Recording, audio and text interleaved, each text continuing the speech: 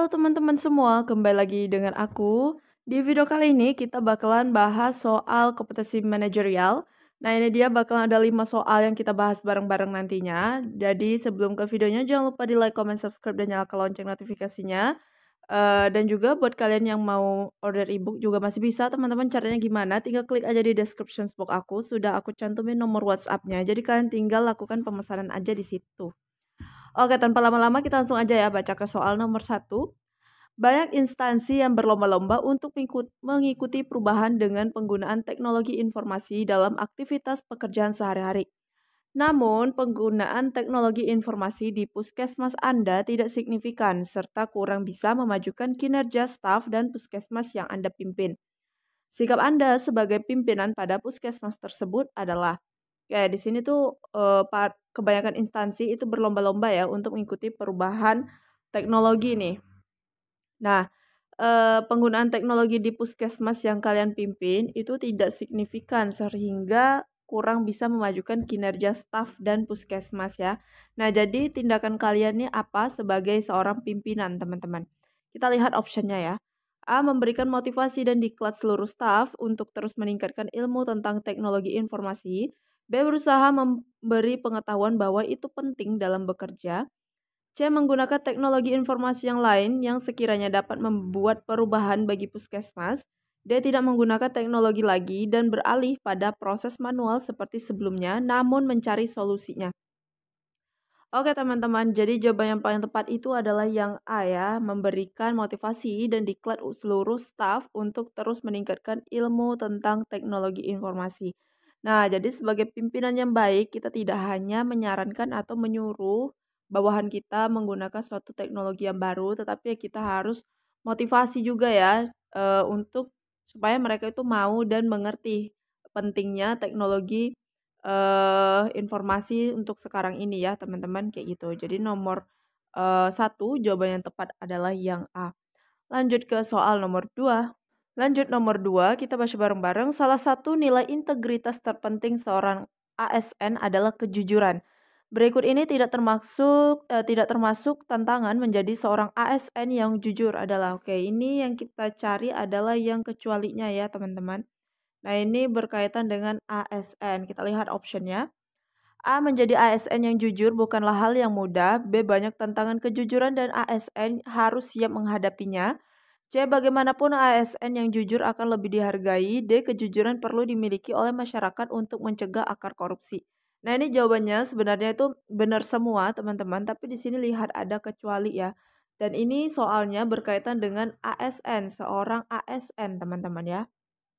Nah, jadi di sini jawaban yang kecualinya adalah yang D, teman-teman. Kalau yang D ini lebih membahas ke masyarakat ya, teman-teman. Sedangkan di sini kan khusus ASN ya.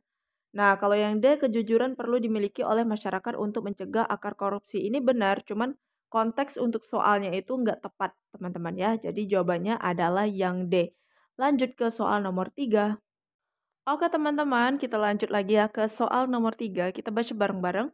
Yustia merupakan salah satu pegawai di suatu kementerian. Saat Yustia sedang mengerjakannya, tugas yang deadline-nya minggu depan, tiba-tiba atasannya meminta untuk melaksanakan presentasi yang dilaksanakan esok hari. Jika Anda menjadi Yustia, apa yang akan Anda lakukan? Oke. Sini Yustia seorang pegawai suatu kementerian. Nah, dia itu lagi ngerjain tugas yang deadline-nya itu adalah minggu depan ya.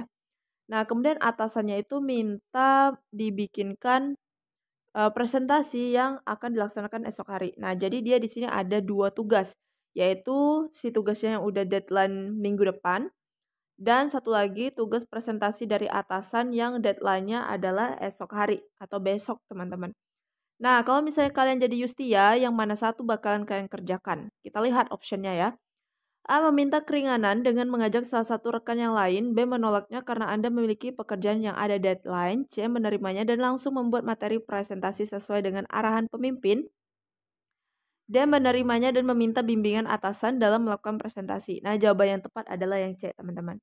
Ya, di sini kan ada 2 deadline. Yang deadline tugas yang sedang dikerjakannya itu deadline-nya minggu depan. Sedangkan materi presentasi itu besok. Nah, jadi kita harus pilih yang urgent dulu, teman-teman. Nah, yang urgentnya itu adalah yang materi presentasi kan. Nah, jadi kita buat aja dulu, kita kerjain berarti yang materi presentasi. Setelah itu baru kita lanjut lagi nih yang deadline-nya minggu depan. Minggu depan kan masih lama, teman-teman. Kayak gitu ya. Jadi nomor 3 jawabannya adalah yang C. Lanjut ke soal nomor 4. Oke, ini dia soal nomor 4. Kita baca bareng-bareng. Suatu hari Anda diberi tugas melakukan inspeksi ke salah satu tempat usaha makanan yang sedang mengurus perizinan. Saat Anda pulang, Anda diberikan oleh-oleh makanan hasil produksi mereka. Apakah sikap Anda? Oke, di sini kita lihat ya optionnya. Di sini tuh kita ada suatu urusan ya ke dalam sedang mengurus perizinan orang lain. Nah, kemudian waktu kita mau pulang itu kita diberikan oleh-oleh dengan mereka kayak gitu sebagai hasil produksinya lah seperti itu ya iming-imingnya. Nah, jadi sikap kalian sebagai ASN itu harus apa? Harus menerima atau menolak, teman-teman. Kita lihat optionnya ya. A. Saya akan menerimanya sebagai bentuk penghargaan karena sudah menjadi hal yang wajar di budaya kita untuk memberikan buah tangan kepada tamu. B. Saya tidak akan menerima karena itu merupakan tindakan gratifikasi yang melanggar hukum dan bertentangan dengan etika saya sebagai ASN. C. Jika oleh-oleh diberikan setelah penilaian selesai, maka saya akan terima karena penilaian saya akan tetap objektif dengan atau tanpa diberikan oleh-oleh. D. Saya akan menerimanya sebagai bentuk penghormatan saya akan tetapi nilainya akan tetap menilai dengan objektif tanpa terpengaruh dengan oleh-oleh. Nah, sebagai seorang ASN itu harus menolak keras yang namanya gratifikasi dalam bentuk apapun, teman-teman. Ya, jadi nomor 4 itu jawabannya adalah yang B.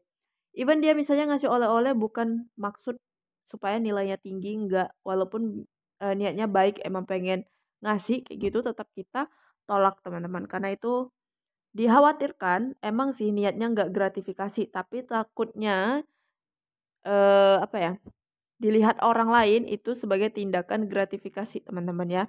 Nah, jadi nomor 4 jawabannya adalah yang B. Sebagai ASN kita harus menolak yang namanya gratifikasi ataupun misalnya diberikan kayak gini, kita misalnya lagi ada urusan nih dengan suatu pabrik atau suatu industri. Nah, kemudian industri tersebut memberikan kita entah suguhan oleh-oleh atau parcel kayak gitu atau uang sekalipun jangan diterima ya. Even misalnya ongkos jalan nggak usah diterima kayak gitu. Jadi nomor 4 jawabannya adalah yang B. Lanjut ke soal yang terakhir. Oke, lanjut, ini dia soal nomor 5. Kita baca bareng-bareng. Tugas di sekolah dan di rumah datang silih berganti. Suatu tugas belum selesai dikerjakan. Tugas berikutnya sudah menunggu. Dalam situasi seperti ini, bagaimanakah reaksi Anda? Oke, ini tugas di sekolah dan di rumah datang silih berganti ya. Nah, satu tugas belum selesai, udah datang lagi tugas yang lain. Jadi, kalau misalnya kalian ada di posisi ini, reaksi kalian sebagai ASN kayak gimana? Kita lihat ya optionnya. A. Lebih baik saya tinggalkan sama sekali situasi seperti itu daripada bekerja seperti robot. B. Saya ingin mengerjakan seluruh tugas, namun dalam situasi seperti ini biasanya justru menjadi berantakan semua. C. Saya hanya bisa bekerja satu persatu, lebih baik beberapa tugas tidak tertangani sama sekali daripada meninggalkan tugas yang tidak tuntas. D. Saya beruntung mampu bekerja dengan cepat sehingga semua tugas terselesaikan sepenuhnya dengan tuntas. Nah, jawaban yang paling tepat itu udah terlihat yang D, teman-teman. Ya, beruntung mampu bekerja dengan cepat sehingga semua tugas terselesaikan sepenuhnya dengan tuntas. Nah, jadi kalau ASN tuh banyak ya kerjaannya, teman-teman. Jangan disangka PNS, P3K itu kerjanya santai, nggak terlalu banyak, nggak dikejar deadline, nggak ya teman-teman. Banyak banget deadline-nya, laporan yang harus dibikin kayak gitu. Belum selesai yang satu udah muncul lagi. Nah, jadi caranya ya harus diselesaikan sampai tuntas ya. Itu jadi PNS atau ASN itu kan udah pilihan kita, setidaknya kita harus tahu konsekuensi dari awal jadi ASN itu kayak apa, ya. Nah, jadi nomor 5 itu jawabannya adalah yang D, teman-teman. Kayak gitu ya. Jadi, kalau punya pekerjaan harus dituntaskan sampai selesai. Oke teman-teman, segitu dulu 5 soal dari aku. Semoga bisa membantu persiapan P3K kalian tahun ini. Dan juga aku ucapin terima kasih banget buat kalian yang selalu nontonin video aku dan yang udah subscribe. Terima kasih yang belum subscribe, jangan lupa di subscribe dan nyalakan lonceng notifikasinya supaya kalian gak ketinggalan video terbaru dari aku. Dan juga jangan lupa di share ke semua sosial media yang kalian punya supaya teman-teman kalian bisa belajar bareng aku. Oke teman-teman, segitu dulu dari aku. Terlebih terkurang aku mohon maaf. See you next video. Bye-bye.